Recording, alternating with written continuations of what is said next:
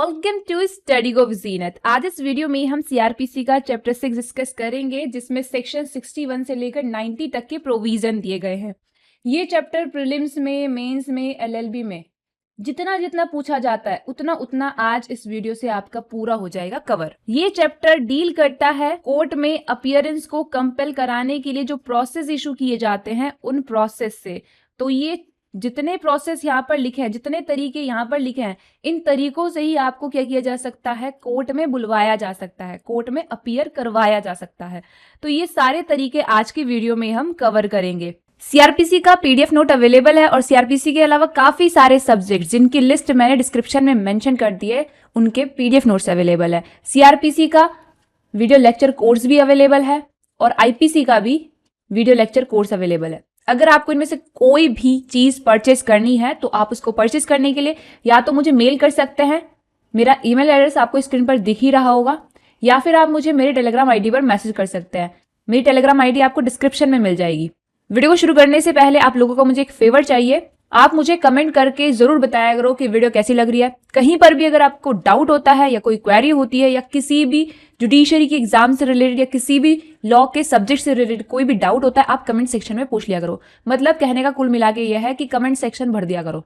तो बस मुझे ये फेवर चाहिए आप लोगों का। अब हम शुरू करते हैं आज का वीडियो। तो चैप्टर नंबर 6 से सबसे पहला क्वेश्चन बनता है ये कि कोर्ट में अगर हमें कोई व्यक्ति चाहिए, मतलब कोर्ट में अगर किसी व्यक्ति की अपीयरेंस को कंपेल कराना है तो उसके लिए जो कोर्ट है वो क्या कर सकती है। तो कोर्ट इशू कर सकती है प्रोसेस। कौन कौन से प्रोसेस यहाँ पर जो मेंशन है, ये तरीके हैं जिनसे कोर्ट में किसी की अपीयरेंस को कंपेल कराया जा सकता है। लाइक कोर्ट समन जारी कर सकती है। समन कैसा होता है, समन की तामील कैसे होती है, ये बताया गया है सेक्शन 61 से लेकर 69 तक के प्रोविजन में।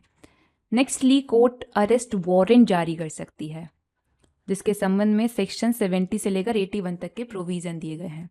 अगर वारंट एग्जीक्यूट नहीं हो पाता है, लाइक जो व्यक्ति अरेस्ट करना है हमने, वो क्या कर रहा है, अरेस्ट वारंट से बचने के लिए खुद को बचा रहा है, छिपा रहा है, तो अब क्या करें। तो अब अगला स्टेप लिया जाता है प्रोक्लेमेशन देन अटैचमेंट, जिसके बारे में सेक्शन 82 से लेकर 86 तक के प्रोविजन दिए गए हैं। तो पहले देखो प्रोक्लेमेशन इशू किया जाता है सेक्शन 82 में, फिर उसके बाद अटैचमेंट किया जाता है सेक्शन 83 में। लेकिन कुछ परिस्थितियां जो बताई गई हैं सेक्शन 83 में, उनमें ऐसा भी हो सकता है कि प्रोक्लेमेशन के साथ साथ अटैचमेंट का भी ऑर्डर दिया जा सकता है। तो अब यहाँ पर ना एक कॉन्सेप्ट है जिससे ना प्रॉब्लम बेस्ड क्वेश्चन आता है। क्वेश्चन इस तरह से पूछा जाता है कि क्या अरेस्ट वारंट के साथ साथ प्रोक्लेमेशन भी इशू किया जा सकता है। या इस तरह से दे देंगे सवाल कि ए व्यक्ति को बुलाने के लिए कोर्ट ने वारंट के साथ साथ प्रोक्लेमेशन भी इशू कर दिया, तो ये ऑर्डर इलीगल था या सही है। तो इसका आंसर दिया गया था PK Gupta versus state of west Bengal के केस में। कहा यह गया था कि ऐसा नहीं किया जा सकता है, ये चीज इलीगल होगी, क्योंकि जो वारंट है अरेस्ट का वो अगर एग्जीक्यूट नहीं हो पाता है तभी उसके बाद ही प्रोक्लेमेशन इस स्टेप की तरफ बढ़ा जाता है। दोनों को एक साथ कोर्ट जारी नहीं कर सकती है, ये इस केस में कहा गया था। अगला तरीका है वारंट इन ल्यू और इन एडिशन टू समन, जो दिया गया है सेक्शन 87 में। नेक्स्ट बॉन्ड विद और विदाउट श्योरिटीज, जिसके संबंध में सेक्शन 88 एंड 89 दिए गए हैं सीआरपीसी में। अब हम ये सारे तरीके डिस्कस करेंगे, ये सारे process step by step discuss करेंगे। तो सबसे पहले अगर हम बात करें समन की, तो सीआरपीसी के तहत समन के संबंध में सेक्शन 61 से लेकर 69 तक के प्रोविजन दिए गए हैं। वहीं सीपीसी में भी हमें समन के बारे में प्रोविजन देखने को मिलते हैं सेक्शन 27 में, ऑर्डर 5 में, ऑर्डर 16 में एंड ऑर्डर 16A में। तो अभी फिलहाल हम सीआरपीसी में जो प्रोविजन है उनकी बात करेंगे, और इन प्रोविजन की बात करने से पहले कुछ चीजें समन के बारे में आपको क्लियर करनी है। पहली चीज आपको पता होनी चाहिए ये कि समन होता क्या है। समन एक लीगल डॉक्यूमेंट है जो दो चीजों के लिए कोर्ट बेसिकली इशू करती है। पहला तो किसी पर्सन को कोर्ट में बुलवाने के लिए, किसी ऐसे पर्सन को कोर्ट में बुलवाने के लिए जो लीगल प्रोसीडिंग में इन्वॉल्व है, लाइक एक्यूज या फिर विटनेस। सेकेंडली, सेक्शन 91 के तहत कोई डॉक्यूमेंट या कोई चीज प्रोड्यूस करवाने के लिए।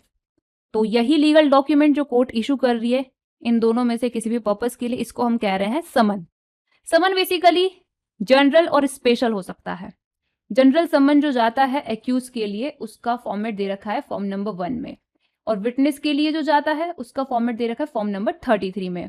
वहीं स्पेशल समन जो जाता है पैटी ऑफेंसेस के केस में अंडर सेक्शन 206 ऑफ सीआरपीसी, उसका फॉर्मेट दे रखा है फॉर्म नंबर 30 में। और ये सारे फॉर्म दे रखे हैं कहाँ? सीआरपीसी के सेकंड शेड्यूल में।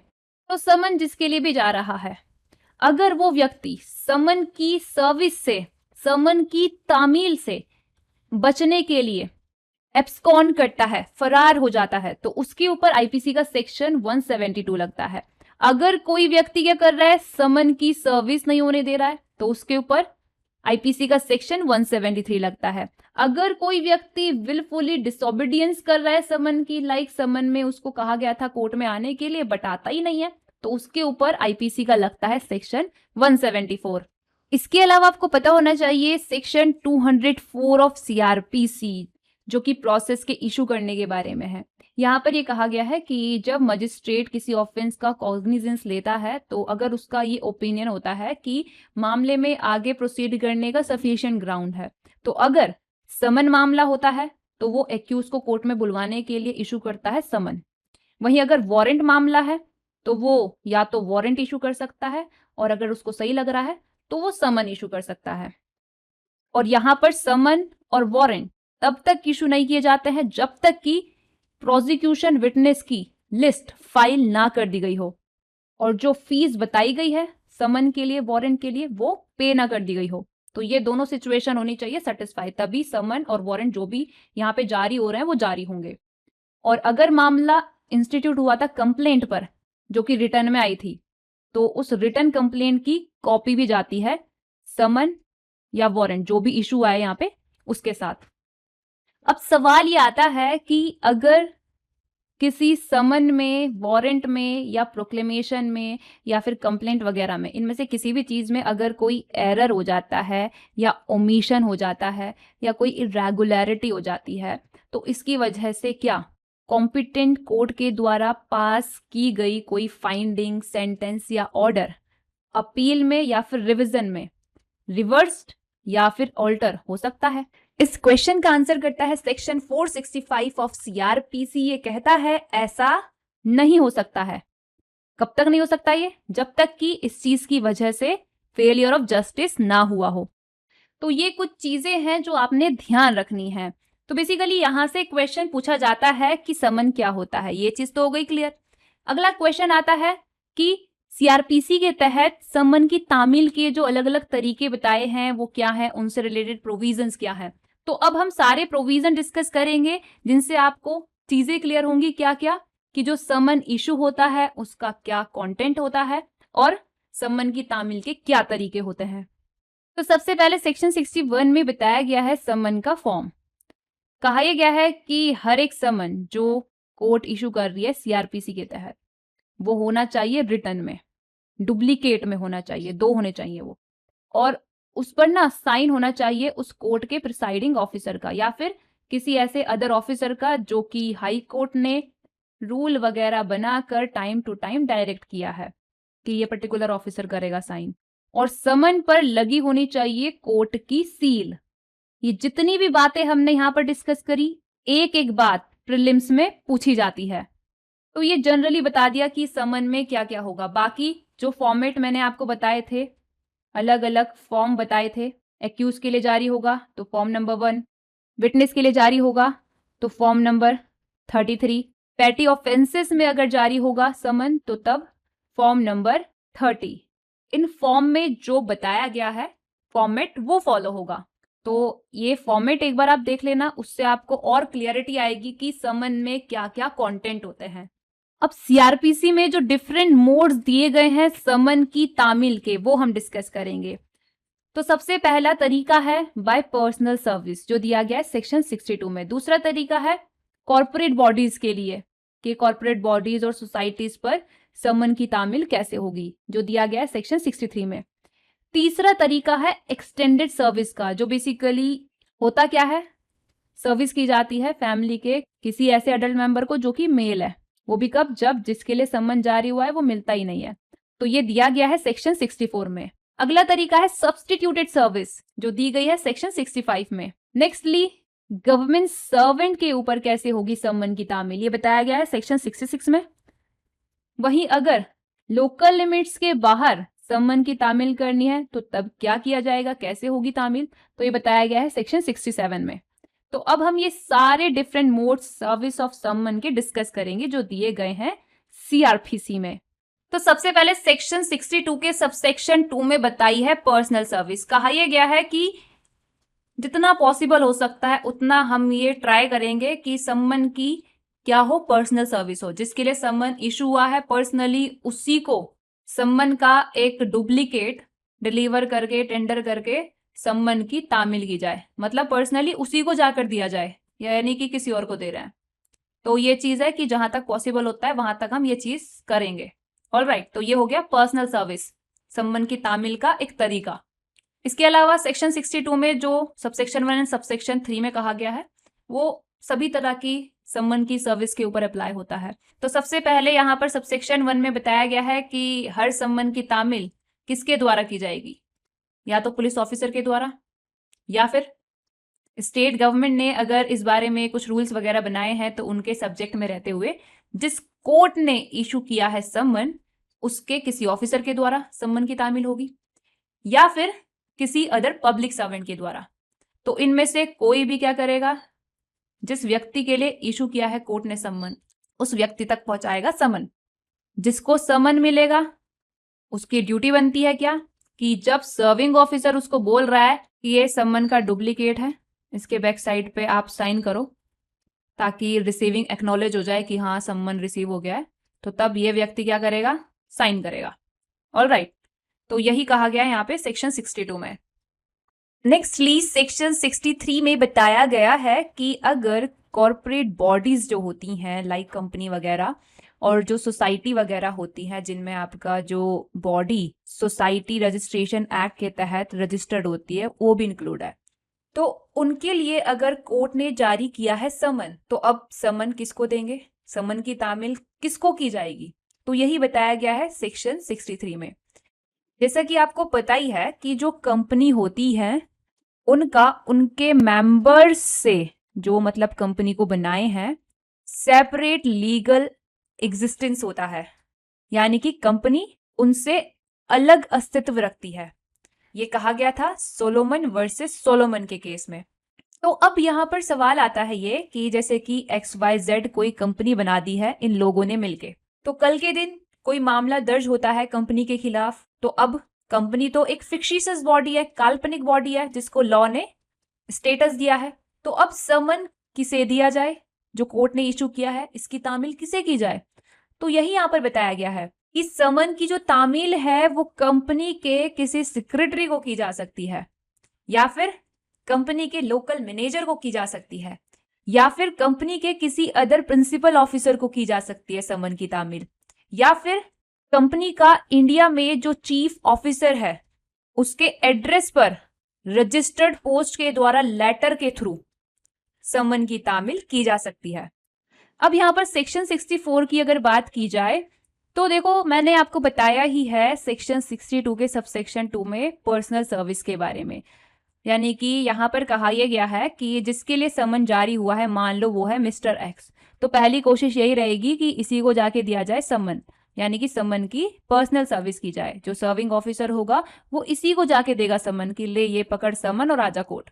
ऑलराइट, बट अगर सर्विंग ऑफिसर को ये मिल ही नहीं रहा है, सर्विंग ऑफिसर ने तमाम कोशिश कर ली, तमाम जद्दोजहद कर ली, बट मिस्टर एक्स तो मिल ही नहीं रहा है, जिसके लिए समन जारी हुआ है वो तो मिल ही नहीं रहा है। अब सर्विंग ऑफिसर कहता है कि हे भगवान अब मैं क्या करूं, तो सेक्शन 64 कहता है कि जो सर्विंग ऑफिसर है उसको कि भाई तू टेंशन मत ले, तू एक काम कर, समन के 2 डुप्लीकेट जारी होते हैं ना, तो एक डुप्लीकेट दे दे। किसे दे दे, मिस्टर एक्स के साथ जो रहता है उसकी फैमिली का कोई भी मेंबर जो एडल्ट हो प्लस जो मेल हो, यहाँ पर फीमेल को नहीं माना गया है कैपेबल, मेल को माना गया, एडल्ट मेल मेंबर को माना गया है कैपेबल सम्मन की तामील के लिए। अब यहाँ पर जिसको दिया गया है, जिस एडल्ट मेल मेंबर को दिया गया है, अगर उससे सर्विंग ऑफिसर रिक्वायर करता है तो ये क्या करेगा, जो अदर डुप्लीकेट है समन का उसके बैक पर रिसीविंग को एक्नॉलेज करने के लिए साइन करेगा। ऑलराइट, तो इस तरीके से जो समन की तामील होती है इसको हम कहते हैं एक्सटेंडेड सर्विस। वहीं सीपीसी में हम पढ़ते हैं ऑर्डर 5 के रूल 15 में कि जो एडल्ट फीमेल मेंबर है, जो मेल मेंबर है, इन दोनों में से किसी को भी की जा सकती है समन की तामील। यहाँ पर फीमेल को भी माना गया है समन की तामील के लिए कैपेबल, बट ऐसा सीआरपीसी के सेक्शन 64 में नहीं है।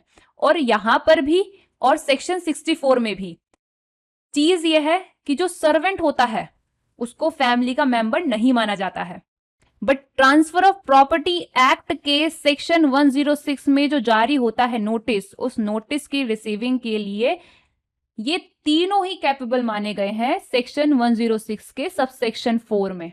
वहां पे सर्वेंट को भी इंक्लूड किया गया है। तो ये सारे सेक्शन आपने एक साथ कनेक्ट करके ध्यान रखने हैं। तो ये था आपका सेक्शन 64। अब सेक्शन 65 में बताई है सब्स्टिट्यूटेड सर्विस, यानी कि जैसे कि आपको पता ही है सेक्शन 62 में दे रखी है पर्सनल सर्विस। अगर पर्सनल सर्विस नहीं हो पाती है तो फिर क्या करते हैं, सेक्शन 64 में जो तरीका बताया गया एक्सटेंडेड सर्विस का, उसके द्वारा समन की तामील की जाती है। तो अगर इस तरीके से भी समन की तामील नहीं हो पा रही है तो तब क्या, या फिर कॉर्पोरेट बॉडीज एंड सोसाइटीज के केस में जो सेक्शन 63 में तरीका बताया गया है उस तरीके से समन की तामील अगर नहीं हो पा रही है तो तब क्या।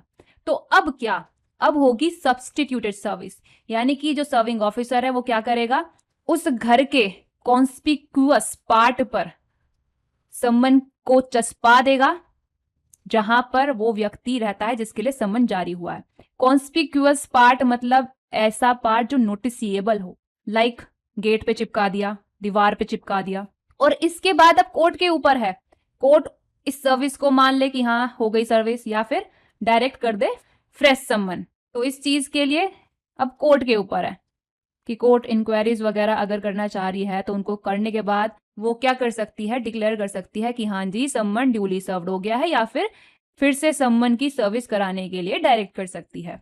तो ये हो गया सेक्शन 65 में सब्स्टिट्यूटेड सर्विस। सीपीसी में सब्स्टिट्यूटेड सर्विस कहां पर दे रखी है ये आपने मुझे कमेंट करके बताना है। अब सेक्शन 66 में ये बताया गया है कि गवर्नमेंट सर्वेंट के लिए सम्मन की तामील कैसे होगी। तो देखो चीज यह है कि अगर कोई व्यक्ति गवर्नमेंट की एक्टिव सर्विस में है, मतलब बेचारा ड्यूटी में लगा हुआ है, अब कोर्ट उसके लिए अगर सम्मन जारी करती है तो कोर्ट ऑर्डिनरली करती क्या है, ऐसे मामले में ऐसे व्यक्ति के लिए जब सम्मन जारी करती है तो वो डुप्लीकेट में जो सम्मन है वो भेजती है उस हेड ऑफिस में जहां वो व्यक्ति एम्प्लॉयड है। और अब जो हेड ऑफिस का हेड है उसकी जिम्मेवारी बनेगी क्या, कि जैसा सेक्शन 62 में बताया गया उस तरीके से ये जो गवर्नमेंट सर्वेंट के लिए सम्मन आया इसको सम्मन की वो तामील करे। यानी कि अब हेड जो है ऑफिस का वो इस गवर्नमेंट सर्वेंट के पास जाएगा और बोलेगा ले भाई तेरे लिए देख ये सम्मन आया है कोर्ट से, तो एक सम्मन का डुप्लीकेट इसको दे देगा वो, और जो दूसरा डुप्लीकेट है उस पर रिसीविंग का एक्नॉलेजमेंट करा लेगा। कैसे, उसके बैक पे साइन वगैरह करवा के गवर्नमेंट सर्वेंट से, एंड उसको फिर वो रिटर्न कर देगा कोर्ट को। तो अब कोर्ट के पास ये जो दूसरा डुप्लीकेट आया है समन का जिसपे साइन हो रखा है इस गवर्नमेंट सर्वेंट का, इस साइन से ये चीज मान ली जाएगी कि हाँ जी तमीज के साथ समन की हो गई है सर्विस। अब सेक्शन 67 में देखो चीज ये है कि मान लो मैं मजिस्ट्रेट हूं और मुझे जारी करना है सम्मन किसी ऐसे व्यक्ति के लिए जो मेरे लोकल लिमिट्स में रहता ही नहीं है, मेरे जुरिस्डिक्शन की जो सीमाएं हैं, लोकल जुरिस्डिक्शन जो है मेरा वो वहां नहीं रहता है बल्कि वो किसी और मजिस्ट्रेट के लोकल जुरिस्डिक्शन में रहता है। तो मैं क्या करूंगी, उस मजिस्ट्रेट को भेज दूंगी सम्मन डुप्लीकेट में कि ले भाई ये पकड़ सम्मन और करा इसकी तामील। अब ये मजिस्ट्रेट कराएगा सम्मन की तामील। अब यहाँ पर देखो सेक्शन 68 में कॉन्सेप्ट ये है कि जैसा कि आपको पता ही है कि जो सम्मन है वो डुप्लीकेट में होता है जारी। मान लेते हैं D1 और D2, ये दो डुप्लीकेट में जारी हुआ है सम्मन। D1 होता है उसके लिए जिसको सम्मन की तामील करनी है उसको देने के लिए, और D2 होता है जिसको सम्मन की तामील हुई है उससे एंडोर्स करा के कोर्ट में रिटर्न करने के लिए। तो जब D2 कोर्ट में रिटर्न किया जाता है तो उसके साथ साथ जो सर्विंग ऑफिसर होता है एक एफिडेविट देता है। एफिडेविट में वो कुछ स्टेटमेंट लिखता है, क्या क्या, कि ये देखो सम्मन जो था ना, मुझे आपने दिया था कि मैं सम्मन की तामील करूं, उसकी ना मैंने तामील कर दी है, सम्मन की तामील हो गई है। और ये मेंशन करता है कि जो D2 है सम्मन का दूसरा डुप्लीकेट, वो मैंने उस तरीके से एंडोर्स करवा लिया उस व्यक्ति से जिसको सम्मन का D1 डिलीवर किया गया है, टेंडर किया गया या जिसके पास छोड़ा गया है, उससे उस तरीके से मैंने एंडोर्स करा लिया है जैसा कि सेक्शन 62 और 64 में बताया गया है। तो सर्विंग ऑफिसर के इसी एफिडेविट को एविडेंस में एडमिसिबल करने की बात की गई है सेक्शन 68 में।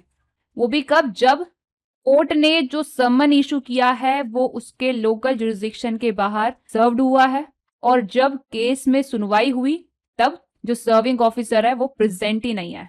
तो तब जो एफिडेविट लगाया है ना D2 के साथ और मजिस्ट्रेट के समक्ष आया है वो एफिडेविट, तो उसको एविडेंस में एडमिसेबल कर लिया जाएगा। अगर जो एक्यूज है जिसके अगेंस्ट समन जारी हुआ था वो ये कहता है कि मुझे तो समन की तामील ही नहीं हुई है, तो कोर्ट ये कहेगी देख भाई ये जो एफिडेविट है इसमें तो लिखा है कि समन की तेरे पे तामील हो गई है, तू कैसे मना कर रहा है। तो यही चीज है, एविडेंस में सर्विंग ऑफिसर के इस एफिडेविट को एडमिसेबल कर लिया जाएगा और ये मान लिया जाएगा कि जो एफिडेविट में सर्विंग ऑफिसर ने स्टेटमेंट करी है वो करेक्ट है, जब तक कि इस चीज के कॉन्ट्ररी प्रूफ नहीं कर दिया जाता। यहाँ पे जो प्रिजम्पशन लगाई जा रही है ना वो है रिबिटल प्रिजम्पशन ऑफ लॉ। अब यहाँ पर देखो सेक्शन 69 में ये चीज है कि जितने तरीके हमने सम्मन की तामील के डिस्कस किए वो विटनेस के ऊपर भी अप्लाई होते हैं। उन तरीकों से भी विटनेस को सम्मन की तामील की जाती है, बट उन तरीकों के साथ साथ एक एडिशनल चीज ये है कि विटनेस को ना एक कॉपी रजिस्टर्ड पोस्ट के थ्रू भी सम्मन की भेजी जाती है। तो अब अगर देखो मान लो होता क्या है कि विटनेस के घर पर रजिस्टर्ड पोस्ट के थ्रू सम्मन की कॉपी आती है, पोस्टमैन जो है वो लेकर आता है। तो अब पोस्टमैन ने कहा कि साइन कर दो यहाँ पे, तो विटनेस ने तमीज के साथ साइन कर दिया, एक्नॉलेज कर दी ये चीज साइन करके कि ये पर्टिकुलर जो चीज लाया है पोस्टमैन वो इसको मिल गई है। तो इस चीज को जो कोर्ट इशू की है ना सम्मन, वो डिक्लेयर कर सकती है कि सम्मन की ना ड्यूली सर्विस हो गई है। वहीं दूसरी तरफ चीज ये है कि पोस्टमैन रजिस्टर्ड पोस्ट के थ्रू जो कॉपी है सम्मन की वो विटनेस के पास लेकर आता है और विटनेस ना मना कर देता है कि मैं तो ले ही नहीं रहा भाई। तो अब क्या करेगा जो पोस्टमैन है वो ये चीज एंडोर्स कर देगा, ये चीज लिख लेगा कि मैं लेकर गया था यहाँ पे विटनेस के पास ये सम्मन की कॉपी और इसने ना लेने से रिफ्यूज कर दिया। तो ये जो एंडोर्समेंट करेगा पोस्टमैन, इसको कोर्ट क्या कर सकती है, डिक्लेयर कर सकती है कि सम्मन की ड्यूली सर्विस हो गई है। तो यहां पर आपके समन से रिलेटेड प्रोविजंस होते हैं खत्म।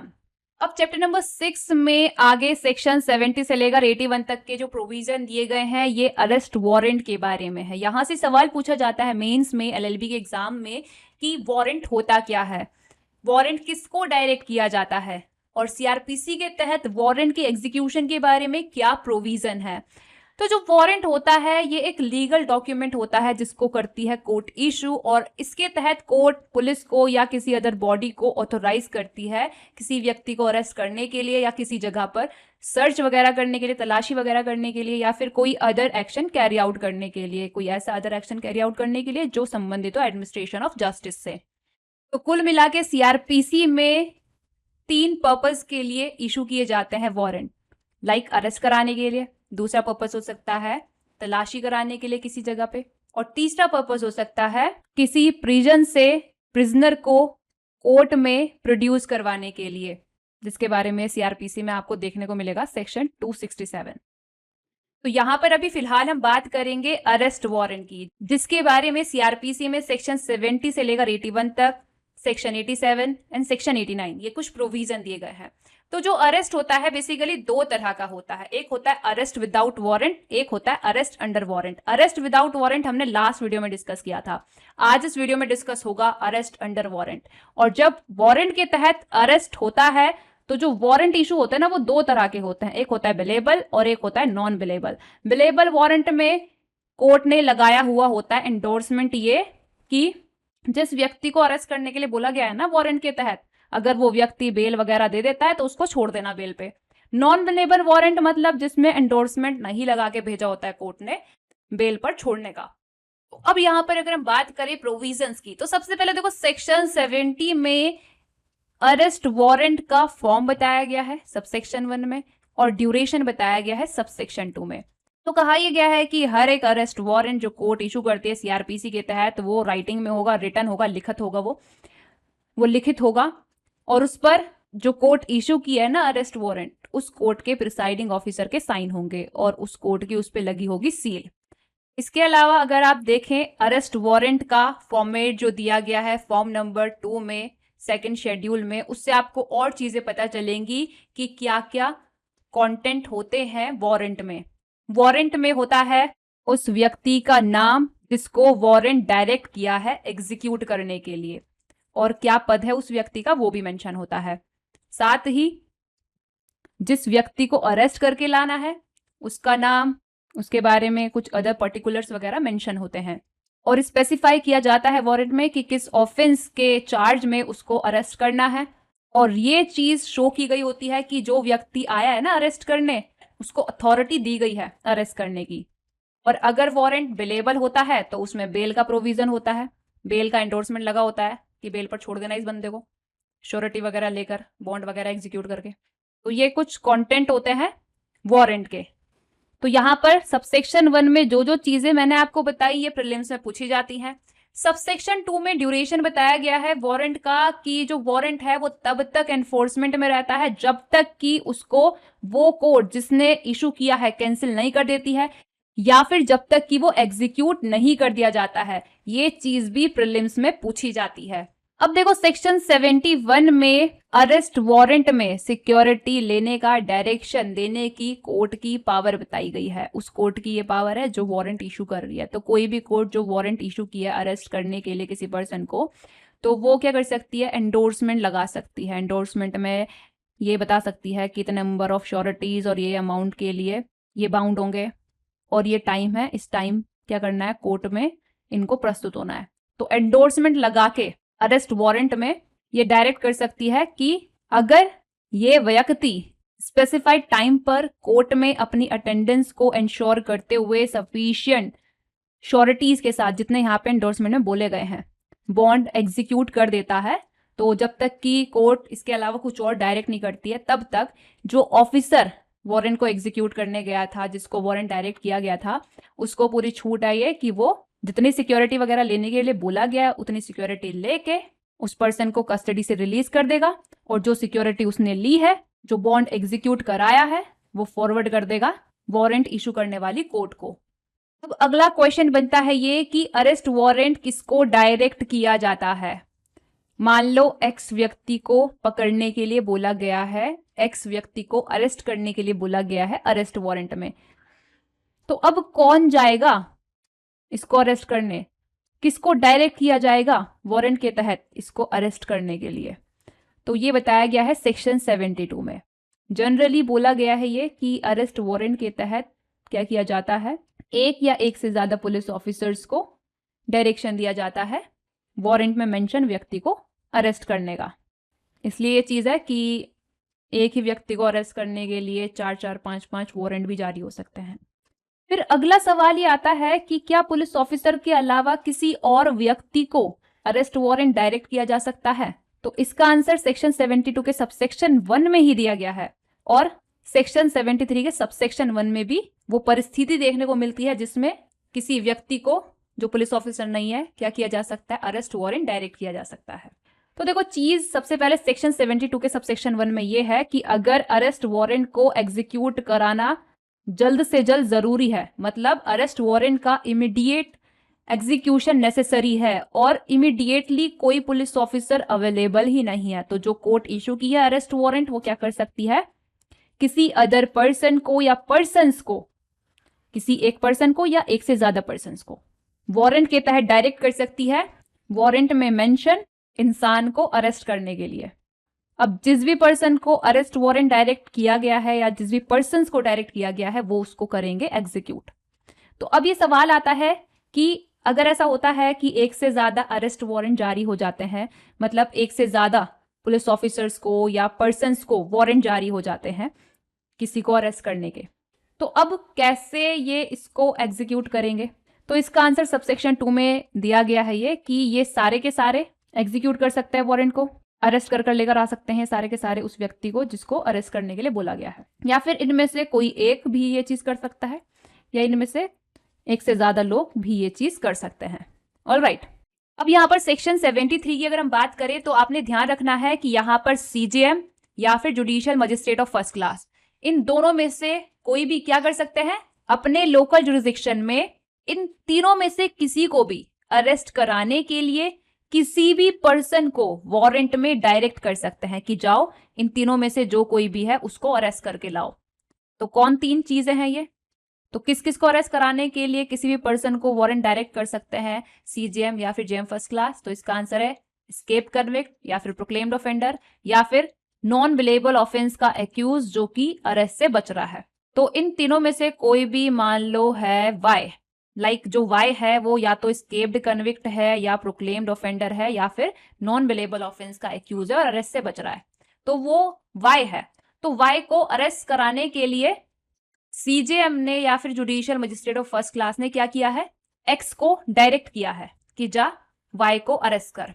तो अब जो एक्स है ना वो ये चीज एक्नॉलेज करेगा कि उसको वारंट रिसीव हो गया है राइटिंग में, और अब वाई अगर क्या करता है उस लैंड में या उस प्रॉपर्टी में है या एंटर करता है जिसका चार्ज एक्स के पास है, तो एक्स क्या करेगा, वारंट को एग्जीक्यूट करेगा वाई को अरेस्ट करके, और वाई को अरेस्ट करके वारंट के साथ लेकर जाएगा नियरेस्ट पुलिस ऑफिसर के पास। और अब ये पुलिस ऑफिसर वाई को लेकर जाएगा कहां, उस मजिस्ट्रेट के समक्ष जिसको मामले का जुरिस्डिक्शन है। वो बात अलग है कि जो वारंट था उसमें सिक्योरिटी लेकर रिलीज करने के लिए बोला गया था, तो तब सिक्योरिटी लेकर बॉन्ड एग्जीक्यूट करा के जिसको अरेस्ट किया जा रहा है उसको कस्टडी से रिलीज कर दिया जाएगा, और फिर बॉन्ड जो है वो फॉरवर्ड कर दिया जाएगा जिस कोर्ट ने इशू किया है ना वारंट उसके पास। तो इतनी सी बात है सेक्शन 73 में। सेक्शन 74 में ये कहा गया है कि अगर किसी पुलिस ऑफिसर को कोर्ट ने डायरेक्ट किया था वारंट कि जाओ अरेस्ट करके लाओ, अब जो पुलिस ऑफिसर है वो क्या कर सकता है, वो अपनी इस पावर को अरेस्ट करने की जो पावर वारंट के तहत मिली हुई है ना इसको किसी दूसरे पुलिस ऑफिसर को डेलीगेट कर सकता है। कैसे, दूसरे पुलिस ऑफिसर का नाम वारंट में एंडोर्स करके। तो जिस पुलिस ऑफिसर का नाम उसने एंडोर्स किया है वो पुलिस ऑफिसर भी अब क्या कर सकता है, अरेस्ट वारंट को एग्जीक्यूट कर सकता है। तो यहां से सवाल पूछा जाता है कि किस सेक्शन के तहत पावर मिल रही है पुलिस ऑफिसर को अपनी अरेस्ट की पावर जो वारंट के तहत उसको है किसी दूसरे पुलिस ऑफिसर को डेलीगेट करने की। तो इसका आंसर है आपका सेक्शन 74। सेक्शन 75 में चीज यह है कि अगर कोई पुलिस ऑफिसर या फिर कोई अदर पर्सन क्या कर रहा है, अरेस्ट वारंट एग्जीक्यूट कर रहा है। एग्जीक्यूट कर रहा है मतलब वारंट में बोला गया अरेस्ट करने के लिए, तो भाई किसी व्यक्ति को अरेस्ट कर रहा है। तो अब जिसको वो अरेस्ट कर रहा है क्या करेगा, वारंट का जिस्ट बता देगा, और अगर वो व्यक्ति कहता है कि मुझे वारंट भी दिखाओ तो वारंट भी शो कर देगा।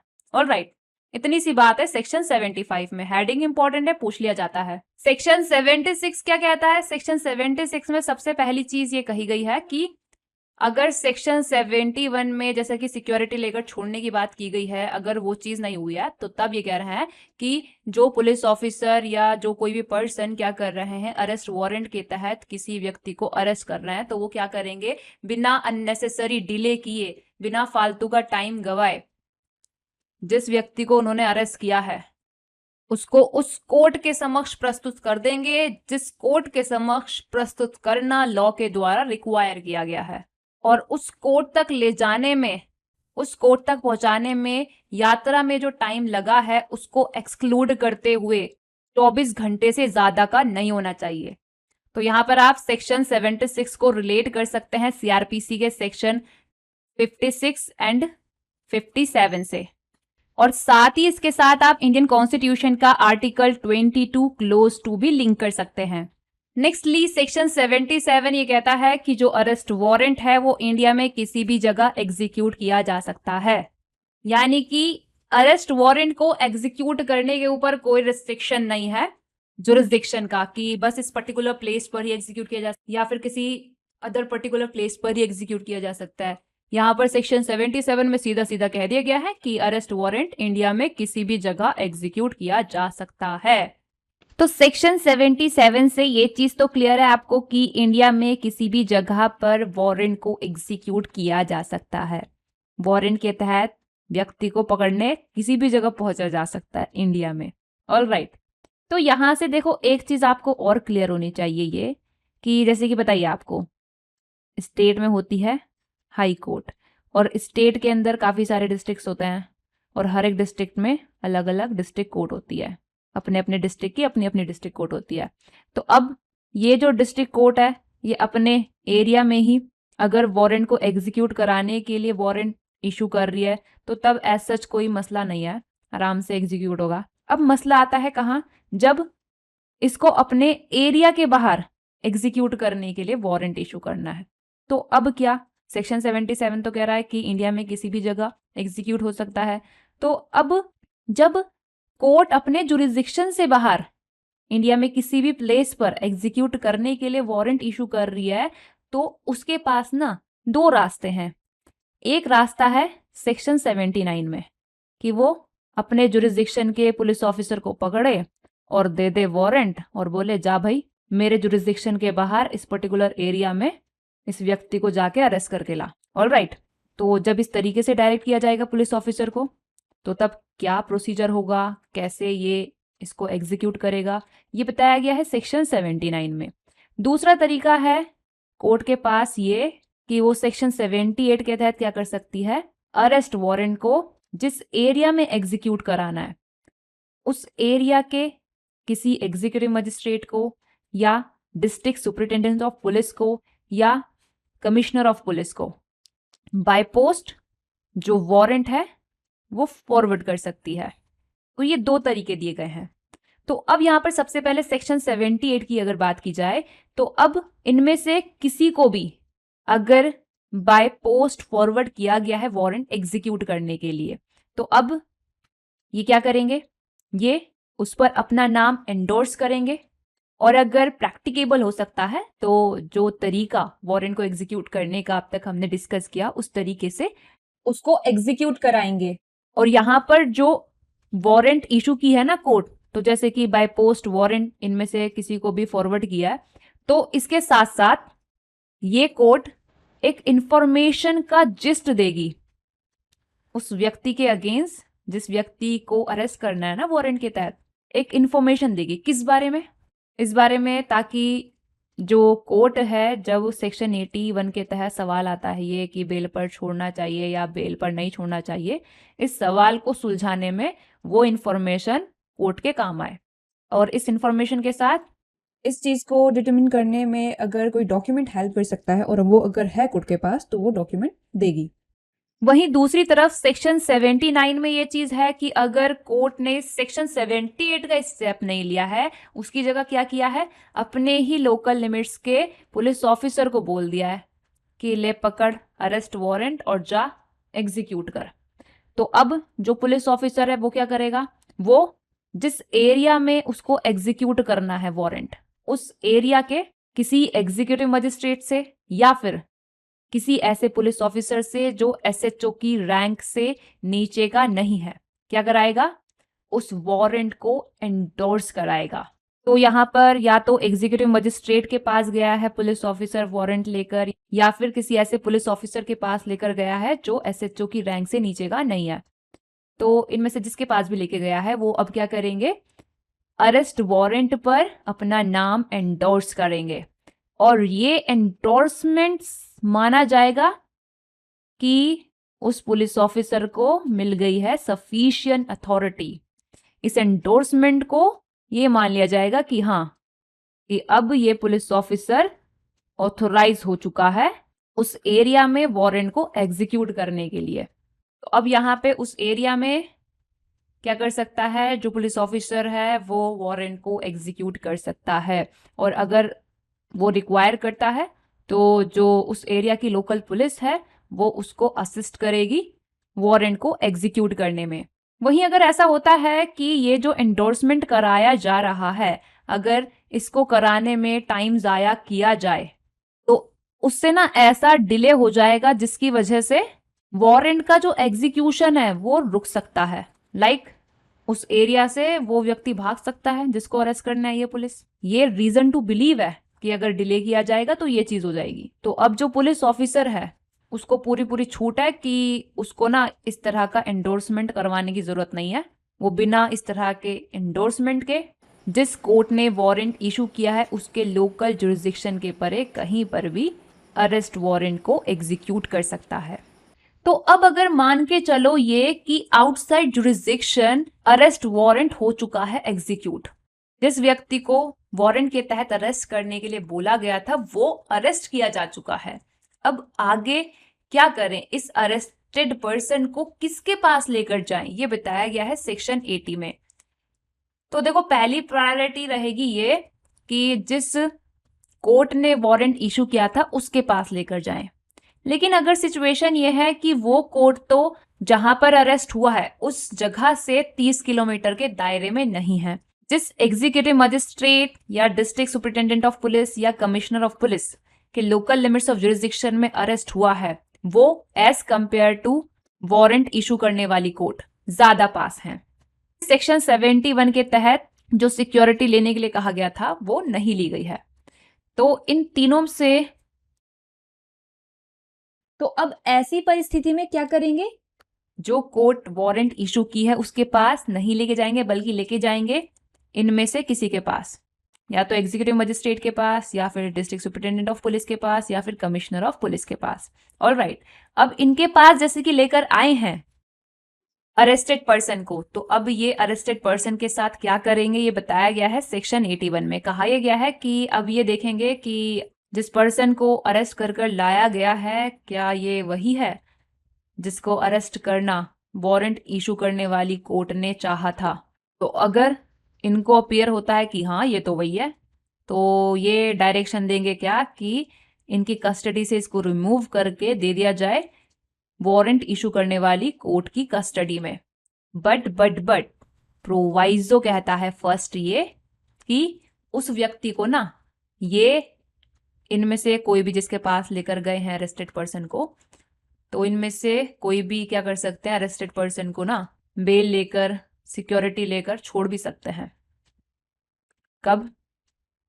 जब इन दोनों में से कोई भी सिचुएशन एग्जिस्ट करती है। पहली सिचुएशन ये कि भाई ऑफेंस बेलेबल है और व्यक्ति जो है वो तो तैयार है, इच्छुक है बेल देने के लिए, या फिर सिचुएशन ये एग्जिस्ट करती है कि सेक्शन 71 का एंडोर्समेंट लगा था वारंट में और वारंट के तहत जो डायरेक्ट किया गया था वो सिक्योरिटी देने के लिए अरेस्टेड पर्सन तैयार है, विलिंग है। तो इन दोनों में से कोई भी सिचुएशन अगर एग्जिस्ट करती है तो magistrate, district superintendent of police या फिर कमिश्नर, इन तीनों में से जिसके पास भी अरेस्टेड पर्सन है वो क्या करेंगे, बेल लेंगे और सिक्योरिटी वगैरह लेंगे और जो बॉन्ड बनेगा ना वो फॉरवर्ड कर देंगे वारंट इशू करने वाली कोर्ट के पास। सेकंड प्रोवाइजो ये कहता है कि नॉन बिलेबल ऑफेंस का अगर मामला है तो यहाँ पे भी बेल पर छोड़ा जा सकता है, बट बेल पर छोड़ने की यहाँ पर अथॉरिटी होगी किसको, सेक्शन 437 के सब्जेक्ट में रहते हुए डिस्ट्रिक्ट के चीफ जुडिशियल मजिस्ट्रेट को, और इसके अलावा किसको, डिस्ट्रिक्ट के सेशन जज को, इस डिस्ट्रिक्ट के जिस डिस्ट्रिक्ट में अरेस्ट हुआ है। और ये लोग पर्सन को बेल पर रिलीज करते टाइम सेक्शन 78 के सबसेक्शन 2 में जो जिस्ट भेजा गया था इंफॉर्मेशन का, जो डॉक्यूमेंट भेजे गए थे ये कंसीडर करने के लिए कि बेल दी जानी चाहिए या नहीं दी जानी चाहिए, उसको कंसीडर करके ही यहाँ पर बेल पर रिलीज करेंगे। ऑलराइट, आगे सबसेक्शन 2 में ये कहा गया है कि इस सेक्शन में जो कुछ भी लिखा है वो पुलिस ऑफिसर को सेक्शन 71 का अगर एंडोर्समेंट लगा हुआ है अरेस्ट वारंट में तो वो सिक्योरिटी लेने से रोकने वाली नहीं मानी जाएगी। यानी कि कहने का मतलब ये है कि जब अरेस्ट वारंट को पुलिस ऑफिसर ने एग्जीक्यूट किया आउटसाइड जुरिस्डिक्शन, पुलिस ऑफिसर लेकर गया, ठीक है, वारंट को एग्जीक्यूट करने, क्योंकि पुलिस ऑफिसर को डायरेक्ट किया था कोर्ट ने, तो अब पुलिस ऑफिसर के ऊपर पूरी छूट है अगर वारंट के तहत एंडोर्समेंट लगा था सेक्शन 71 का। क्या छूट है कि जो सिक्योरिटी लेने के लिए कहा गया है ना वो लेकर जिस व्यक्ति को अरेस्ट करने के लिए बोला गया था वारंट में उसको छोड़ सकता है और फिर जो बॉन्ड वगैरह एग्जीक्यूट करवाया था उससे वो भेजेगा कहाँ, वारंट इशू करने वाली कोर्ट को। तो ये पावर जो पुलिस ऑफिसर की है, इसके ऊपर ना सेक्शन 81 में हमने जो भी बातें पढ़ी वो कोई इफेक्ट नहीं डालेंगी। एक सवाल आपका प्रीलिम में पूछा जाता है ये कि ट्रांजिट रिमांड से आप क्या समझते हैं। तो यहाँ पर ट्रांजिट रिमांड आपका सेक्शन 81 में देखने को मिलता है। यहाँ पर क्या होता है, जब एक्यूज को एक स्टेट से दूसरे स्टेट में पुलिस के द्वारा ले जाया जाता है तो उसको कहते हैं ट्रांजिट रिमांड। तो यहाँ पर आपके अरेस्ट वारंट के बारे में सीआरपीसी के प्रोविजंस होते हैं कंप्लीट। बाकी सेक्शन 87 और 89 अभी हम डिस्कस करेंगे। इससे पहले मेरा आप लोगों से एक सवाल है कि जब पुलिस ऑफिसर वारंट को एग्जीक्यूट करने जाता है और वो चाहता है कि आसपास के लोग उसकी मदद करें और वो लोग मदद नहीं करते हैं, तो मदद करने के लिए कहाँ प्रोविजन है और जो मदद नहीं करते हैं उनको पनिश करने के लिए कहाँ पर प्रोविजन दिया गया है। वहीं अगर किसी पर्सन को डायरेक्ट किया गया है अरेस्ट वारंट, तो उसको वारंट को एग्जीक्यूट करने में असिस्ट करने की बाकी लोगों की जो ड्यूटी है वो सीआरपीसी के किस प्रोविजन में दे रखी है। ये चीज हमने लास्ट से लास्ट वाले वीडियो लेक्चर में डिस्कस की थी, तो आप मुझे ये चीज कमेंट सेक्शन में जरूर बताइएगा। तो यहाँ पर अरेस्ट वारंट से रिलेटेड दो सेक्शन रह गए हैं, सेक्शन 87 एंड सेक्शन 89, और ये दोनों सेक्शन ही दिए गए हैं चैप्टर नंबर 6 में। जो लास्ट टुकड़ा दिया गया है ना सेक्शन का, सेक्शन 87 से लेकर सेक्शन 90 तक का जो प्रोसेस के बारे में बाकी रूल बताते हैं उनमें शामिल है। तो एक काम करते हैं कि ये पहले हम चैप्टर नंबर 6 का लास्ट वाला टुकड़ा डिस्कस कर लेते हैं, सेक्शन 87 से लेकर सेक्शन 90 तक का।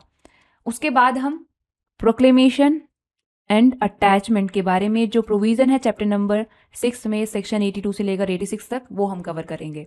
तो सबसे पहले देखो, सेक्शन 87 की अगर बात की जाए तो यहाँ से क्वेश्चन ये आता है कि कब कोर्ट समन के बजाय या इन एडिशन टू समन जारी कर सकती है अरेस्ट वारंट। तो इसी का आंसर देता है सेक्शन 87। सेक्शन 87 ही कहता है कि पहले जाकर देखो सीआरपीसी में कहाँ कहाँ पर कोर्ट को किसी व्यक्ति को कोर्ट में बुलाने के लिए समन इशू करने की पावर दी गई है। तो इसका एग्जाम्पल है आपके सामने सेक्शन 204। यहाँ पर कहा यह गया है कि अगर मामला समन केस का है, अगर समन केस है तो यहाँ पर एक्यूज को कोर्ट में बुलवाने के लिए कोर्ट जारी करती है क्या, समन। ऑलराइट, तो कहने का मतलब यही है कि इसी तरीके से जहां जहां पर सीआरपीसी में कोर्ट को किसी मामले में किसी पर्सन को कोर्ट में बुलाने के लिए समन इशू करने की पावर दी गई है, वहां वहां कोर्ट अरेस्ट वारंट भी जारी कर सकती है।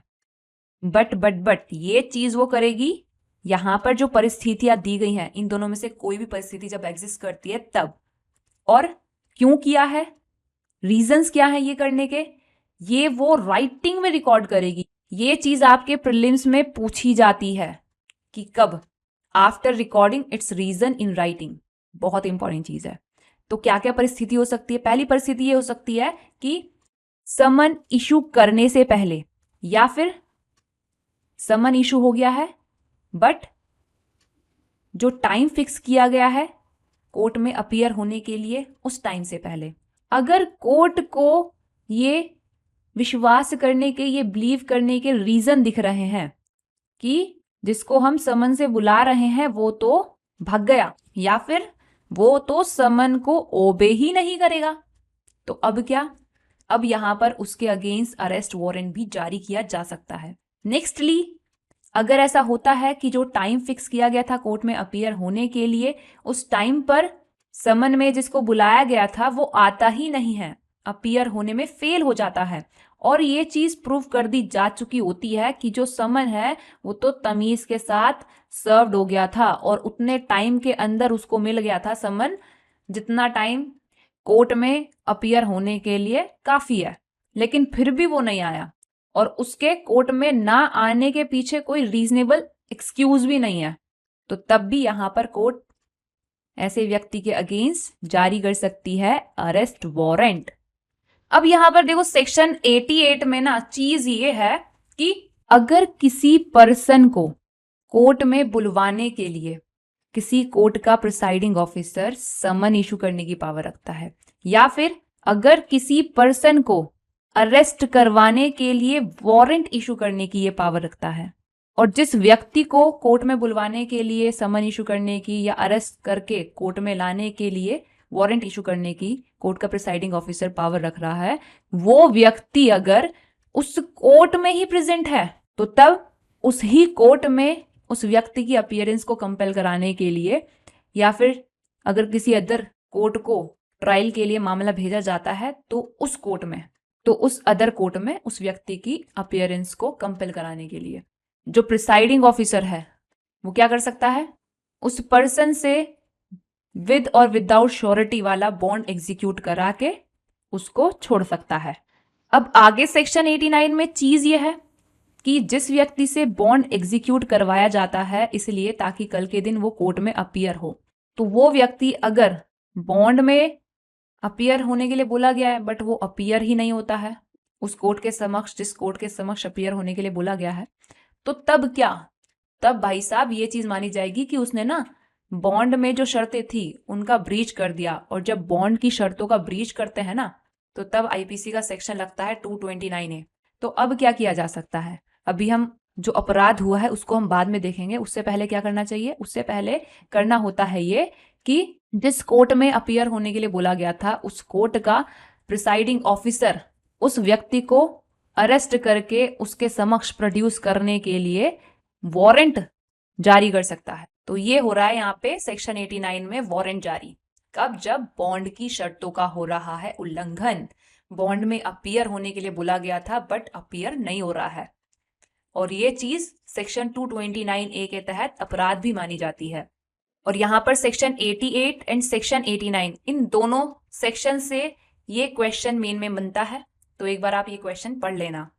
अब सेक्शन 90 में ना जनरल एप्लीकेबिलिटी बता रखी है क्या, कि इस चैप्टर में हमने समन और वारंट से रिलेटेड जो भी प्रोविजन डिस्कस किए जो उनके ऊपर अप्लाई होते हैं और जब वो इशू किए जाते हैं, उनकी जब सर्विस की जाती है, जब उनको एग्जीक्यूट किया जाता है तब उनके ऊपर अप्लाई होते हैं।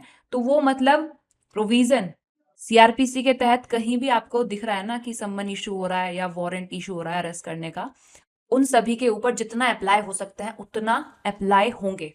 ऑलराइट, तभी तो ये जनरल चैप्टर दिया गया है कि अगर कहीं पर भी आपको दिख रहा है कि यहाँ पे समन इशू हो रहा है, यहाँ पे वारंट इशू हो रहा है, तो उसके लिए क्या अलग से प्रोविजन लाएंगे? नहीं, ये है चैप्टर आपका, चैप्टर नंबर 6, जितना उस वारंट और समन के ऊपर अप्लाई हो सकता है अप्लाई करो।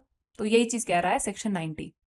तो यहाँ पर आपके चैप्टर नंबर 6 में जो समन एंड वारंट से रिलेटेड प्रोविजन थे वो हो गए हैं कंप्लीट। अब हम चैप्टर नंबर 6 में प्रोक्लेमेशन एंड अटैचमेंट से रिलेटेड जो प्रोविजन दिए गए हैं सेक्शन 82 से लेकर 86 तक के, वो डिस्कस करेंगे। तो देखो चीज ये है कि जब समन देकर बुलाया जाता है ना, तो हम इसको ये बोलते हैं कि कोर्ट बहुत प्यार से बुला रहा है, बहुत इज्जत के साथ बुला रहा है, लेकिन इसी में ही काफी बार होता है ये कि तोते उड़ जाते हैं कि कोर्ट से समन आया है, अच्छों की हवा टाइट हो जाती है कि भाई कोर्ट से समन आया है। वहीं जो वारंट है, अरेस्ट वारंट, जब ये कोर्ट जारी करती है तो तब क्या हाल होता होगा, है ना। तो अब यहाँ पर मान लो वारंट जारी किया है, तो वारंट जारी किया, वारंट एग्जीक्यूट ही नहीं हो पा रहा है। क्यों? क्योंकि जिस व्यक्ति को अरेस्ट करने के लिए वारंट भेजा गया था वो तो क्या कर रहा है, वो तो वारंट से बचने के लिए खुद को छिपा रहा है या कहीं भाग गया है। तो अब क्या किया जाए? तो अब ही ये चीज की जाएगी सेक्शन 82 के तहत प्रोक्लेमेशन। ये नहीं कि वारंट के साथ साथ कर रहे हैं। ऑलराइट, जब वारंट एग्जीक्यूट नहीं हो पाता है तभी सेक्शन 82 के तहत प्रोक्लेमेशन का स्टेप लिया जाता है, और उसके बाद सेक्शन 83 के तहत अटैचमेंट की तरफ बढ़ा जाता है। बट दो सिचुएशन बताई गई हैं सेक्शन 82 में जिनमें क्या किया जा सकता है, प्रोक्लेमेशन के साथ साथ अटैचमेंट का भी ऑर्डर दिया जा सकता है। ऑलराइट, जब हम ये प्रोविजन डिस्कस करेंगे तब आपको और अच्छे से क्लियर होगा कि चीज क्या है। अब सवाल ये आता है कि प्रोक्लेमेशन होता क्या है। देखो, प्रोक्लेमेशन ऑफिशियल अनाउंसमेंट है जिसके तहत जिस व्यक्ति को कोर्ट में बुला रहे हैं उसको फाइनल अपॉर्चुनिटी दी जाती है कि आ रहा है कि नहीं आ रहा। टाइम दिया जाता है जो कम से कम 30 दिन का तो होना ही चाहिए। उस टाइम के अंदर अगर वो पर्सन आता नहीं है कोर्ट में तो अब क्या?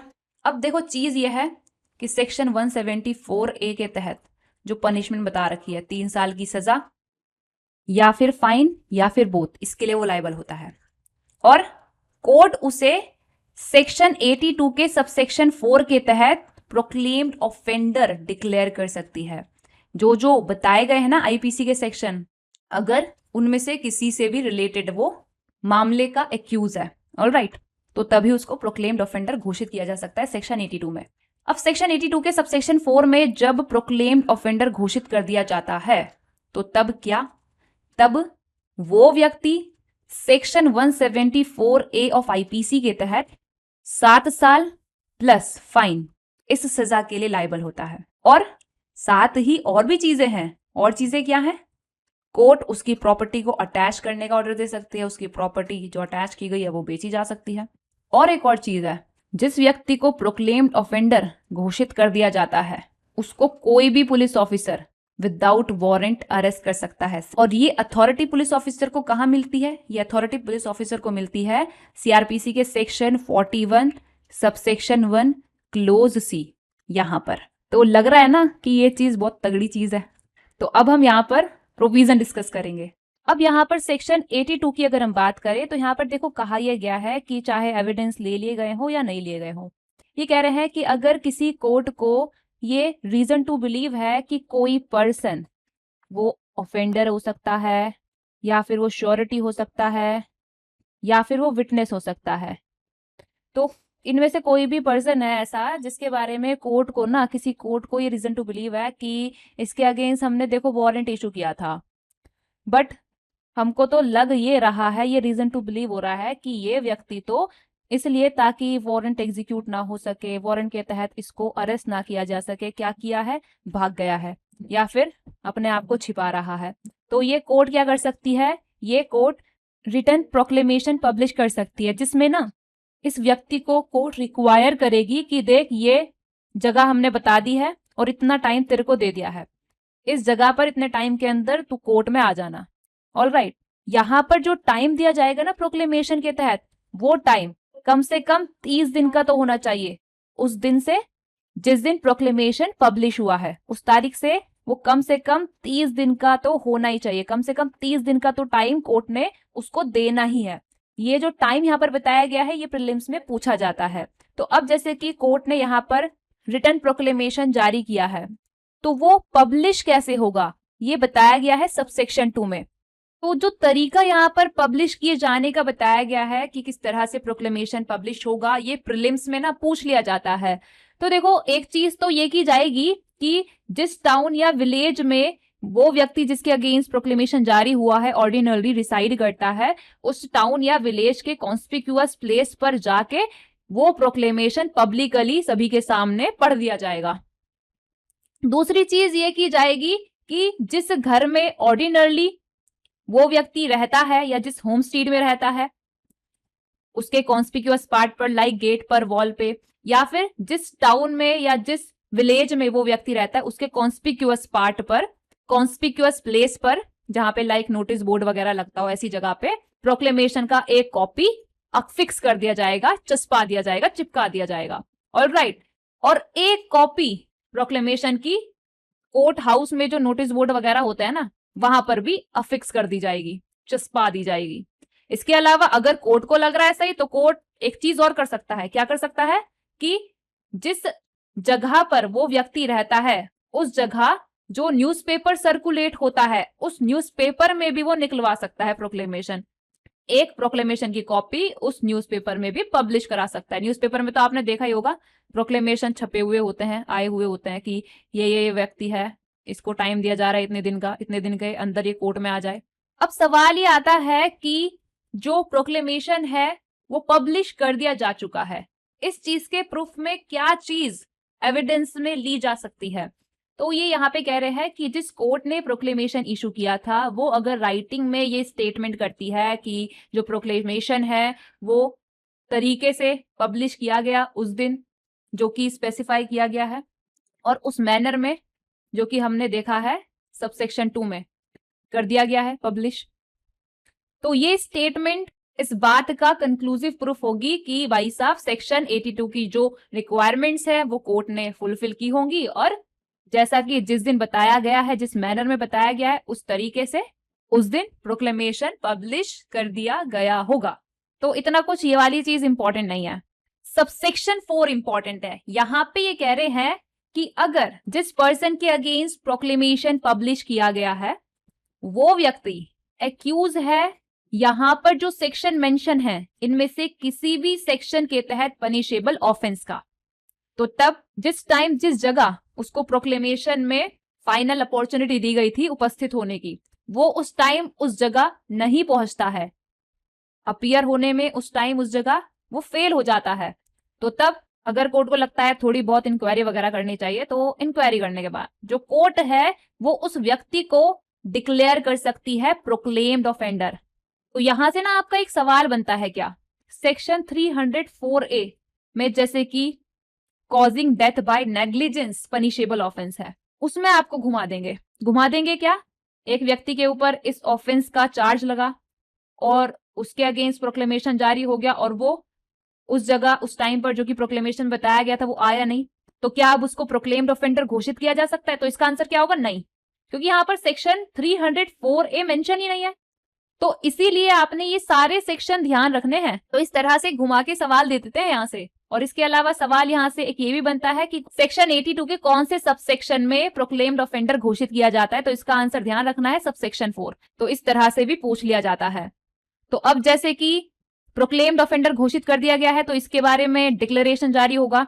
अब जो डिक्लेरेशन जारी होगा वो किस तरीके से होगा और वो हो गया है, इस बारे में प्रूफ क्या लिया जाएगा, तो उस चीज के लिए सबसेक्शन 2 सबसेक्शन 3 उसी तरीके से अप्लाई हो जाएंगे जैसे कि तब अप्लाई होते हैं जब सबसेक्शन 1 में जो प्रोक्लेमेशन जारी हुआ था वो कोर्ट पब्लिश करने का ऑर्डर देती है। ऑलराइट, अब सेक्शन 83 में बात की गई है एब्सकॉन्डिंग पर्सन की प्रॉपर्टी अटैच करने की।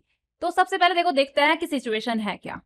पहले चीज ये कह रहे हैं कि जो कोर्ट इशू की है प्रोक्लेमेशन सेक्शन 82 के तहत, तो उसको ये पावर है कि वो राइटिंग में रीजन रिकॉर्ड करके, रीजन भी बताएगी भाई, राइटिंग में रिकॉर्ड करेगी रीजन, क्या कर सकती है, at any time after the issue of proclamation, proclamation issue के बाद किसी भी समय, ये स्टेज आपने ध्यान रखनी है, क्या कर सकती है, कोई भी प्रॉपर्टी चाहे वो मूवेबल हो, इमूवेबल हो या दोनों हो, जो प्रोक्लेम्ड पर्सन की है उसको अटैच किए जाने का ऑर्डर दे सकती है। बट वहीं आगे ये चीज है कि अगर प्रोक्लेमेशन इशू करते टाइम कोर्ट को ना या तो एफिडेविट पर या फिर किसी और तरीके से, मतलब ये चीज सेटिस्फाई हो रही है कि जिस पर्सन के अगेंस्ट प्रोक्लेमेशन इशू करेंगे ना वो तो अपनी प्रॉपर्टी या तो पूरी की पूरी या फिर उसमें से उसका कुछ पार्ट क्या करने वाला है, डिस्पोज ऑफ करने वाला है, उसका निपटारा करने वाला है, लाइक उसको बेचने वाला है या किसी को गिफ्ट देने वाला है, मतलब किसी भी तरीके से उसका निपटारा करने वाला है, या फिर कोर्ट के लोकल जुरिस्डिक्शन की लिमिट से अपनी उस प्रॉपर्टी को या तो पूरा का पूरा या फिर उसका कोई भी पार्ट रिमूव करने वाला है। तो तब जो कोर्ट है वो प्रोक्लेमेशन इशू करते टाइम अगर ये चीज सेटिस्फाई करती है खुद को कि ये चीज हो सकती है, तो वो प्रोक्लेमेशन के साथ साथ साइमल्टेनियसली अटैचमेंट का भी ऑर्डर दे सकती है।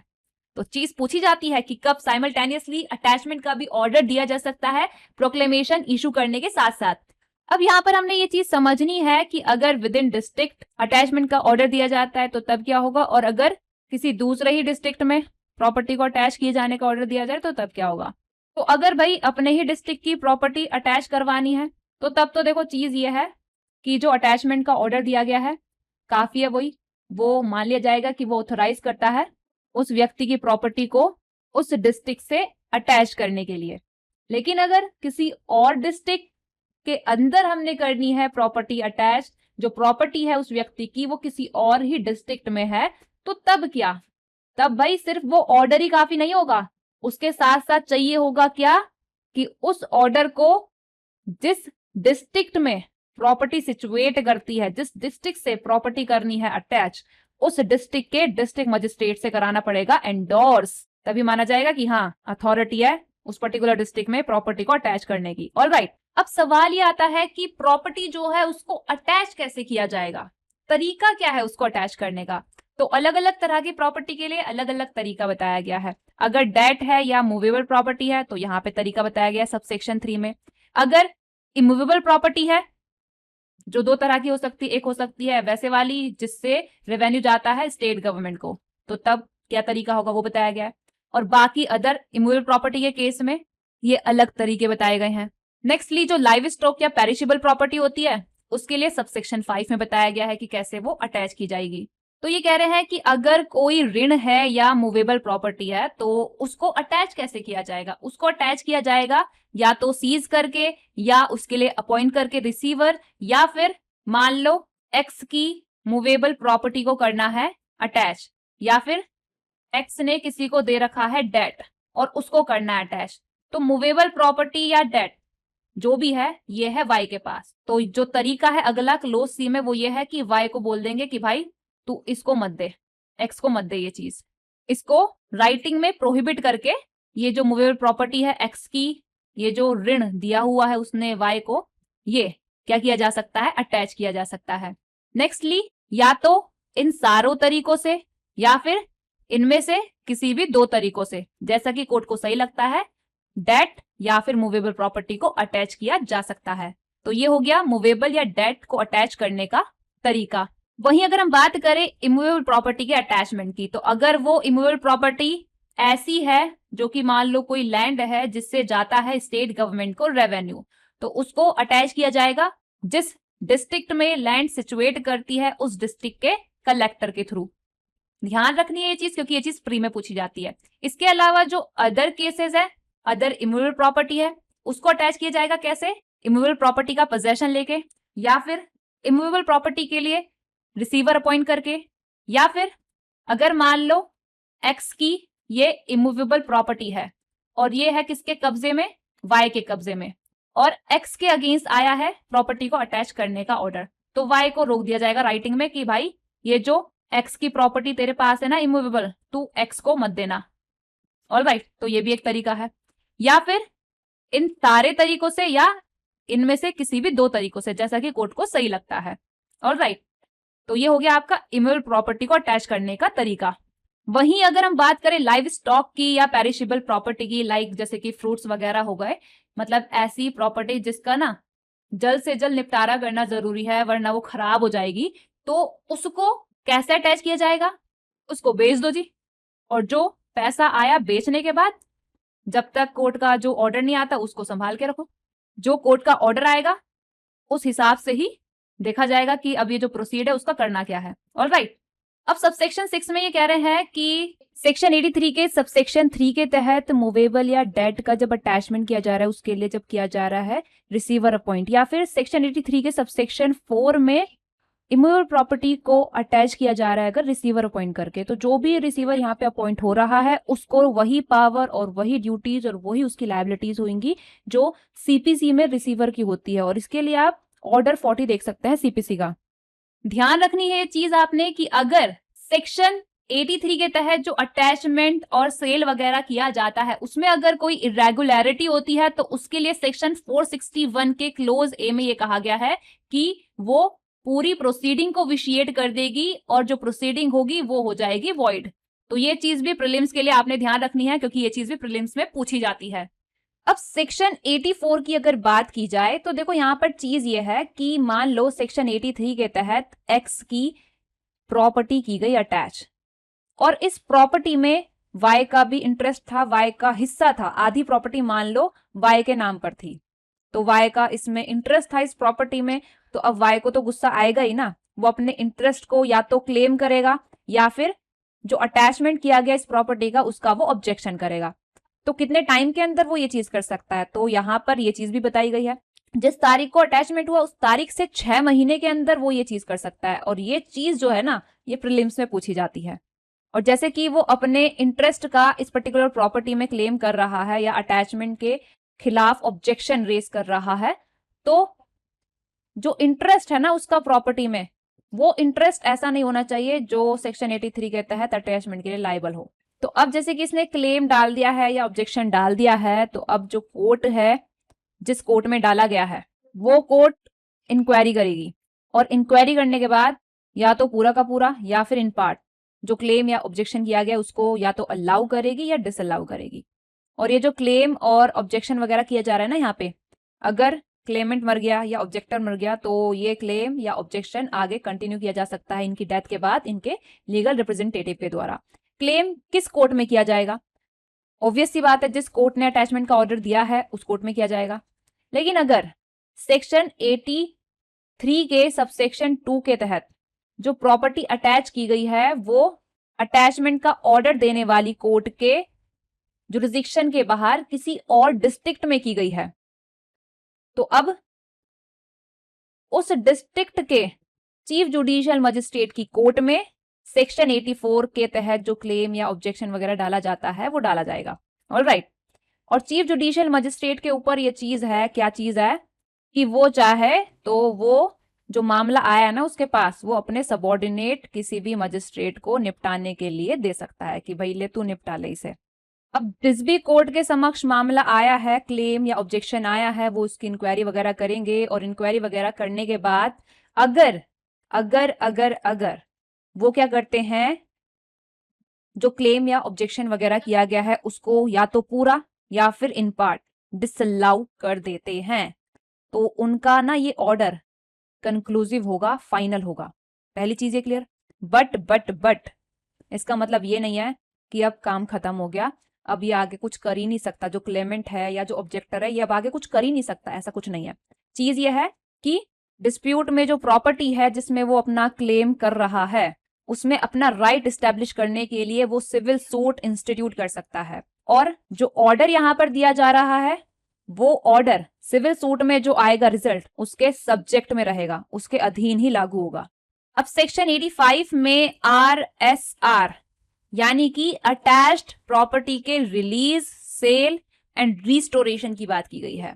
तो देखो चीज यह है कि जिस पर्सन के अगेंस्ट प्रोक्लेमेशन जारी हुआ था और जो टाइम उसको दिया गया था, मान लो दिया गया था 30 दिन का टाइम, तो अगर इस टाइम के अंदर वो आ जाता है, कोर्ट में अपीयर हो जाता है, तो जो कोर्ट है वो ऑर्डर दे देगी कि जो प्रॉपर्टी अटैच की गई थी, मान लो उस टाइम के अंदर प्रॉपर्टी भी अटैच कर ली गई थी, तो अगर प्रॉपर्टी अटैच कर ली गई थी तो कोर्ट ऑर्डर दे देगी कि ये प्रॉपर्टी रिलीज कर दी जाए भाई। लेकिन अगर उस टाइम के अंदर वो व्यक्ति आता ही नहीं है तो तब जो प्रॉपर्टी है स्टेट गवर्नमेंट के डिस्पोजल पर छोड़ दी जाएगी। मतलब कि कहने का ये है कि अब स्टेट गवर्नमेंट के ऊपर है कि करना क्या उस प्रॉपर्टी का। और आगे कह रहे हैं कि अगर मान लो बेचनी है वो प्रॉपर्टी, तो वो प्रॉपर्टी तब तक नहीं बेचेंगे जब तक कि क्लेम एंड ऑब्जेक्शन करने का जो टाइम बताया गया ना 6 महीने का सेक्शन 84 में, अटैचमेंट की तारीख से वो टाइम एक्सपायर नहीं हो जाता, तब तक नहीं बेचेंगे। दूसरी चीज ये कह रहे हैं कि अगर क्लेम कर दिया जाता है इस टाइम के अंदर, तो जब तक कि वो क्लेम सेक्शन 84 के तहत निपटा नहीं दिया जाता तब तक नहीं बेचेंगे। और तब तक नहीं बेचेंगे जब तक कि वो प्रॉपर्टी मालूम नहीं होती हमें ये कि ये तो भाई प्रॉपर्टी ऐसी है जो जल्द ही खराब वराब हो जाएगी, लाइक फ्रूट्स हैं, सब्जियां हैं, या फिर जब तक कि जो कोर्ट है ये कंसीडर नहीं करता है कि अगर बेच दिया जाए तो बेनिफिट ही होगा ओनर को। ऑलराइट। तो इन दोनों में से कोई भी अगर सिचुएशन होती है तो कोर्ट क्या कर सकता है, जब चाहे प्रॉपर्टी को बेच सकता है। ये लास्ट वाले पॉइंट में।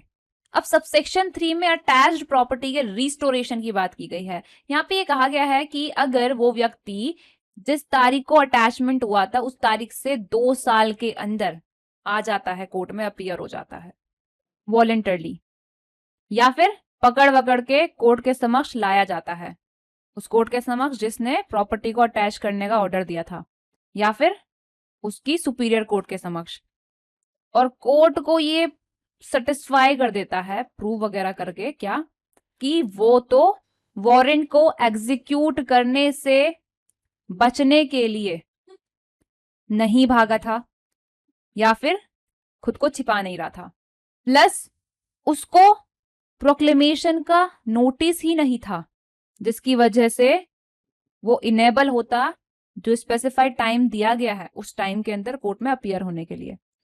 पता ही नहीं था उसको, नोटिस ही नहीं था, तो कैसे आ जाता भाई उस स्पेसिफाइड टाइम के अंदर जो प्रोक्लेमेशन में दिया गया था। तो तब जो प्रॉपर्टी अटैच की गई थी, अगर वो प्रॉपर्टी एज इट इज है तो वो प्रॉपर्टी, और अगर वो बेच दी गई थी तो बेचने के बाद जितना नेट प्रोसीड है वो, या फिर उसका अगर कोई पार्ट बेचा गया था तो तब उसके उस पार्ट के बेचे जाने पे जो नेट प्रोसीड प्राप्त हुआ वो, और जो बची हुई प्रॉपर्टी है वो, अटैचमेंट में जो भी खर्चा वगैरह आया है उस खर्चे को निकालने के बाद उस व्यक्ति को डिलीवर कर दी जाएगी। ऑलराइट। लेकिन अगर उसको डिलीवर नहीं की जाती है, अटैच की गई प्रॉपर्टी रिस्टोर करने से रिजेक्ट कर दिया जाता है, तो इसके अगेंस्ट वो अपील कर सकता है उस कोर्ट में जिस कोर्ट में रिजेक्ट करने वाली कोर्ट की अपील ऑर्डिनरली जाती है। तो इतनी सी बात है सेक्शन 86 में। तो यहां पर आपके प्रोक्लेमेशन एंड अटैचमेंट से रिलेटेड सेक्शन 82 से लेकर 86 तक के भी प्रोविजन हो चुके हैं कंप्लीट। और इसके साथ साथ चैप्टर नंबर 6 सीआरपीसी का हो चुका है कंप्लीट आज के वीडियो में। कहीं पर भी अगर आपको कोई डाउट रहता है तो आप कमेंट सेक्शन में, इंस्टाग्राम पर, टेलीग्राम पर कहीं पर भी पूछ सकते हैं। कमेंट सेक्शन में आप कुछ ना कुछ जरूर लिखा करो, ये फेवर मेरे ऊपर करो कि कमेंट सेक्शन भर दिया करो। इसके अलावा एक चीज ये है कि सीआरपीसी का 30 वीडियोस का कोर्स अवेलेबल है जिसमें पूरा सीआरपीसी पढ़ाया गया है। आईपीसी का 7 वीडियोस का कोर्स अवेलेबल है। इन दोनों में से किसी भी सब्जेक्ट का अगर आपको वीडियो कोर्स चाहिए जिसमें पीडीएफ भी आपको प्रोवाइड की जाएगी, या फिर काफी सारे सब्जेक्ट की पीडीएफ अवेलेबल है जिनकी लिस्ट मैंने डिस्क्रिप्शन में दे रखी है, तो उनमें से किसी भी सब्जेक्ट की अगर आपको पीडीएफ परचेस करनी है तो आप इनमें से किसी भी चीज को अगर परचेस करना चाहते हैं तो आप परचेस करने के लिए या तो आप मुझे मेरे ईमेल एड्रेस पर मेल कर सकते हैं जो कि यहाँ पर स्क्रीन पर आपको दिख ही रहा है, या फिर आप मुझे मेरी टेलीग्राम आईडी पर मैसेज कर सकते हैं जो कि मैंने डिस्क्रिप्शन में डाल दी है। तो आज की वीडियो के लिए बस इतना ही रखते हैं। वीडियो अच्छा लगा तो लाइक करना, चैनल को सब्सक्राइब करना, और हमारा टेलीग्राम चैनल है स्टडी गो विद जीनत, उसको जरूर ज्वाइन करना।